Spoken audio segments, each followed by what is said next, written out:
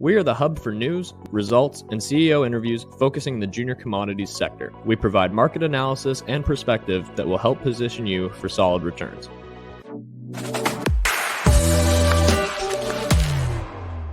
Good morning, everyone. Welcome to Stock Talk. It's a real pleasure to catch up with Jeff Wilson, and we're going to be talking about Eureka Lithium. And this is quite an interesting story. If you have a chance while we're talking right now, take a look at the graph. But new player in the lithium space. It's a new shell. It's a tightly held structure. And Jeff, we know you quite well. We're very excited for you to tell us what's happening. And congratulations so far on what has happened. So tell us a little bit about what you've got going there with Eureka. Yeah, so the Eureka, as you mentioned, is a relatively new listing, a newly focused company that is set out to identify, acquire, and explore highly prospective lithium assets in northern Quebec. So we all know that Quebec has become a bit of a hotspot in and around the James Bay region. We've seen what's happened to the likes of PMET in terms of some real market attention and some pretty impressive results for sure behind that. We, on the other hand, have taken a slightly different perspective on our approach in Quebec, and that comes out of a relationship that we have with renowned prospector Shawn Ryan. Shawn identified an opportunity in northern Quebec in a district called Nunavik, where there is some mining history. There's nickel operations and there's other exploration going on there, but really hadn't been focused on for its lithium potential. However, Shawn's review of publicly known and available government data from the Quebec government in lake sediment sampling identified some pretty impressive concentrations of lithium values in these lake sediment samples in concentrations within northern Quebec that were in areas that were available for staking. So Shawn was able to go in, acquire big tracts of land, big opportunities here in areas where not only were there some lithium readings from these government lake sed sampling, but some of the highest percentile, in the 99.5 percentile of any lithium values reported in that survey by the government throughout the entire province. So we believe we've landed on an opportunity here as a bit of a leader, as a bit of a first mover in a region that we believe has very good indications of the potential to host lithium deposits, but is relatively underexplored for that commodity to date. So big land package, known sort of concentrations of lithium within our projects, and in an area where there's lots of opportunity to tag on additional ground and expand these projects. Just for some of my subscribers too, they may not be familiar with Shawn Ryan, and especially like say with the Yukon Gold Rush, which was a bit of time ago, before my time, in fact. But certainly, like last year, the year before, with the Newfoundland Gold Rush, it was well known for being part of that. But that's what's so compelling is that it's not just that this is a named person who can bring a lot of attention. It's that the success that he's brought whenever he does enter into a space like this. So it kind of you kind of look and go, well, he's got the success with gold. Is this going to happen now with lithium? And it's certainly looking very, very good so far.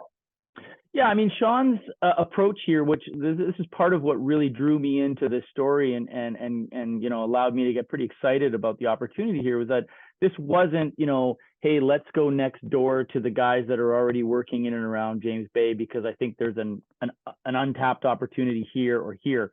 This was, let's take a complete sort of global view here on, where we see the right environment for potential lithium deposits. So it's geological, it's geochemical, it's geophysical, it's structural. And so, having looked, kind of globally, in Shawn's opinion, this represents one of the most prospective yet underexplored regions in the world, not just in Quebec or in Canada. And so I think it's also positive that this is in an area that, within North America where, we know the geopolitical situation going on now, securing these critical metals is becoming more and more of a hot topic. And so not only are we excited about the geological potential of the ground that we have in northern Quebec, but we also believe that, looking for these critical metals in Canada, in the United States, is going to be highly sought after. It's going to be supported by governments in terms of making sure that they're securing these supplies within their own borders, or at the very least with favorable trade relations. And so, again, we think this is the right geological environment, but also the right geopolitical environment. Yeah, and your team is known for being heavily science-based, and that's also, is a strong platform to launch from. And the kind of overall vision, I mean, people are starting to understand how pro battery energy metals Quebec is. I mean, they're really on the forefront, and they can see it kind of building as well with, I mean, you've got Ford with CATL across the border, but in like close to Ontario, they're a huge battery plant being built. Volkswagen building their giant battery plant in Ontario. I mean, it's being set up that it would be wonderful to have a direct supply of lithium from a very favorable province like Quebec that's nearby, that's dependable. I mean, it makes a very cohesive story for someone to kind of understand the end use, from if you have success to where it can go and how it fits into the whole kind of business cycle. Absolutely. And, an interesting sort of sidebar that's sort of associated with that is, not too far to speak to kind of, I think, the prospective geological environment, but also the business opportunity in Quebec, not too far away from where we've secured these pieces of ground. There's a private company called Cobalt Metals. And Cobalt Metals is a private company that's recently raised an additional $195 million US on top of an initial 120 that they had raised prior to that. And that's being financed by the likes of Bill Gates, Jeff Bezos, Richard Branson. I mean, some of the world's wealthiest individuals are backing this company as it's on the prowl looking for critical metals in that region. And some of their projects that they're currently drilling, granted, they're looking for nickel in one particular case, but these projects are within 20, 30 kilometers of where we're exploring. So not only does it tell you that this region has, geological potential, but obviously smart, wealthy business individuals that want to see critical metal deposits identified, advanced, and ultimately mined are like-minded with us that this is the place to be. So we're pretty keen to have notable names like those guys working right next door to us. Yeah, and that is to have that level of names, like mainstream news, massive level investors. That is huge. That brings a lot of attention with it as well. So tell me, I mean, we're not going to get too technical, but tell us a little bit about the different projects that you have going on, and what you've got in store for the next kind of months ahead. Yeah, so we've picked up a big land package, obviously, and all of that was just acquired, announced in sort of May and June when we sort of pulled this all together. So this is a relatively new endeavor for us here to get going. Seasonality is right, and so what we've done is, as you mentioned, Shawn Ryan sort of team and the science-backed methodology that they apply. We've also engaged an exploration contract crew that has worked very closely with Shawn in the past. So again, you've sort of got the sort of the rock whisperer that's gone out and sort of identified this prospective ground, but you want to make sure that the guys that are going out and doing the prospecting and sampling and exploring those areas understand his methodology and his thesis and can test the right stuff. So we've engaged a group called Ground Truth Exploration, who have a 15-person team right now in the field. They are going out. We're using drones. We're using laser technology, LIB devices, which can scan analysis for potential pathfinders and lithium values in rock samples in the field on the fly. The objective here is we're sort of moving our way from the southern most land package up to the north as basically the snow melts and it becomes available for us to go in and do prospecting and sampling. And so big crew, big program. We're going to test all projects throughout the portfolio. Really looking to identify, and we're already starting to see, a significant number of pegmatites, which is the right kind of rock type that you want to see for lithium-bearing potential. And we're looking to get those pegmatites more detailed sampling over these areas, using, as I say, the handheld scanning devices, getting rocks and samples, dirt samples into bags and into the lab. And the objective here is to take a significantly large land package and I start to vector to where within these land packages we see the most prospective or the most potential, go back in for a phase 2, do a more detailed surveying over those areas, and then hopefully identify one or more zones, hopefully multiple zones that we deem to be drill worthy, and try to get those to a drill stage later this year.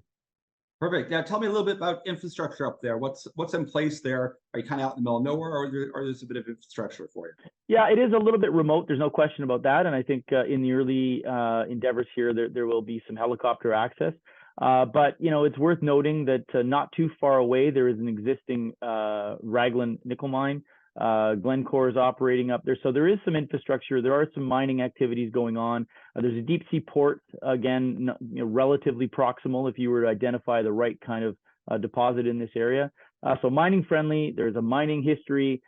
Yet because of its remoteness, there are parts of this area that are, relatively underexplored, and therein lies the opportunity that we think is there for us to sort of explore. We're using we've got access to a camp nearby one of our main assets. So again, that's going to allow us to be much more efficient with our logistics and getting crews in and out. Yeah, so there's the ability here to sort of mitigate any logistical sort of difficulties. And again, by utilizing ground truth expertise, securing all the right infrastructure for us to go in here and do an effective program is going to save us a significant amount of time and money. And we were speaking earlier, and this is pretty great. Despite we try to stay away from stock price, but you've had a phenomenal run, and I think it speaks highly to the investor base you have. With the success so far, but you've also raised 6.8 million about a month ago. So you're fully financed, you're ready to go, you're launched and primed, and you're doing the work. What should we be looking for in the next short term as any highlights or sneak peeks to come down the pipeline? Yeah, and I think you're right. I mean, it's been a very difficult market as everybody knows over the last several months. So to execute on securing these assets, securing the financing to the tune of, as you say, nearly $6.8 million. That executing on that financing allowed us to complete the transaction to fully acquire and close on the acquisition of the assets. So we own those 100%. And then to be able to allocate significant amount of funds into the exploration program that we're currently conducting. So in terms of things to look for, we've certainly secured a significant treasury, so we're able to execute on groundwork as well as G&A and other marketing initiatives. But as I said earlier, as we've got 15 people in the field now doing an extensive program of mapping, sampling, and prospecting, getting assay materials in to be assayed at the labs. What we expect here is now a relatively steady flow of news as we go in and do an initial phase of work over 3 main significant projects. From that, we'll then plot up a phase 2, and that phase 2 will then be announced in terms of where we see some of the most prospective ground, the better targets, the right kinds of geological and geophysical environments. And again, what I see is additional news flow out of that as we get more detailed over sort of the hotspots. And again, looking to get this to a drill stage later this year. So what I see is a significant amount of news flow from an aggressive exploration campaign that's going to run through the balance of the summer. Hopefully culminating with an exciting first phase of drilling. Well, excellent. Thanks so much, Jeff, for catching us up on everything that's happening. Great name. Eureka Lithium was a great name, but I mean, fantastic management team. And like you said, in this market, to have a stock do this well and be received so well, it's exceptionally rare. And we're looking forward to seeing the results that come out, because it's nice to see a company that doesn't have AI on it that's doing so well in the market, and especially whenever it's something that's so critical and that everyone's aware that we need. It's nice to get some attention in this space and to show a good story that's developing. And we look forward to catching up with you when news comes out. Great. Thanks for the opportunity, Andrew. Great to speak with you. Take care.